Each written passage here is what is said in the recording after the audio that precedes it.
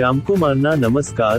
આજના વિડીયોમાં આપનું સ્વાગત છે। તો ચાલો આજે પણ જાણી લ્યો નવી માહિતી, પણ ચેનલને સબસ્ક્રાઇબ કરવાનું ભૂલતા નહીં। ફિલ્મ વિશ્લેષકોના મતે અંદાઝ 2 ને મિશ્ર અને મોટાભાગે નકારાત્મક પ્રતિભાવ મળ્યો છે।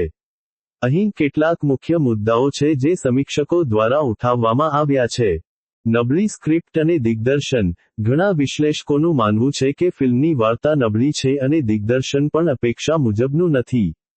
બોલિવૂડ હંગામાએ ફિલ્મને 1.55 રેટિંગ આપ્યું છે અને કહ્યું છે કે એકંદરે અંદાઝ 2 શાનદાર સંગીતથી સજાવેલ છે, પરંતુ નબળી સ્ક્રિપ્ટ અને નબળા દિગ્દર્શનને કારણે તે પીડાય છે। નબળા પ્રદર્શન।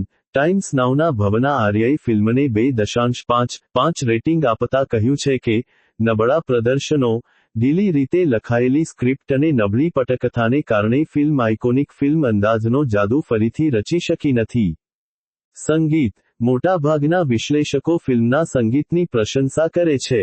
તેઓ માને છે કે ફિલ્મના ગીતો મધુર છે અને આ જ ફિલ્મની એકમાત્ર સકારાત્મક બાબત છે। નવા કલાકારો। આ ફિલ્મમાં આયુષ કુમાર, આકાઈશા અને નતાશા ફર્નાન્ડીસ જેવા નવા કલાકારોએ અભિનય કર્યો છે।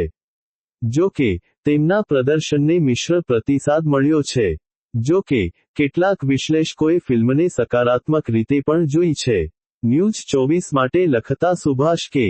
ઝાએ ફિલ્મને 3/5 સ્ટાર્સ આપ્યા છે અને કહ્યું છે કે સુનિલ દર્શનની 1970ના દાયકાના સિનેમાને શ્રદ્ધાંજલિ મીઠી, કોમળ, ક્યારેક અતિશયોક્તિભરી પરંતુ ક્યારેય અપમાનજનક નથી।